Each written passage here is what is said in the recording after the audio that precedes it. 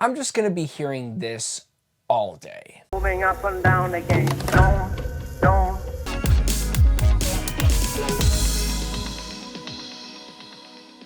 This is obviously the continuation from 28 days later, 28 weeks later, and now we have 28 years later. I'm just gonna come out and say it. I absolutely loved this film, but let's talk about the story, and obviously I'll get to why I love it. We are pretty much following the character of a child, well, a teenager, who is becoming a man, who's going out into the wilderness to go on his first hunt. Instead of deer, he's going out to kill some zombies with good old daddy, played by Aaron Taylor Johnson, and the mother, played wonderfully by Jodie Comer. But the real standout in this film is the kid who plays Spike. Alfie Williams. I have not seen him in anything else besides this, and he stole my heart. Specifically him and Jodie Comer. Their dynamic is through the roof. You are rooting them to the very end of the film. And Aaron Taylor Johnson is also a great standout. He's mainly a presence in the first act,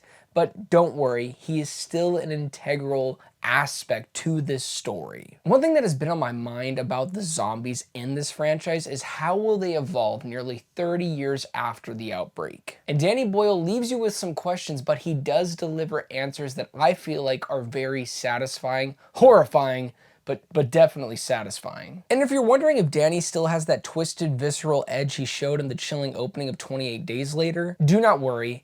He still has that messed up nature inside of him. There's a ferocious creative instinct in him that's impossible to fake. And this film reminds us why he's a master at crafting tension, dread, and emotion. Let's take a moment to appreciate the creative genius that is Alex Garland. This man is on a hot streak. Not only did he return to write this film and pairing it with Danny Boyle's direction, he has been killing it with movies like Warfare and Civil War, Annihilation, Ex Machina, the list goes on. He proves why this was always a destined meeting for these two creatives to bring us back into this horrifying world. Likened to 28 Weeks Later, where it is pretty much a family movie where people come in to help them along their journey, this one is really all about a father, a mother, and a son, and the son having to be the one to take the lead in helping his mother. It's a coming of age story about a boy becoming a man, maybe a bit too soon, but in this world,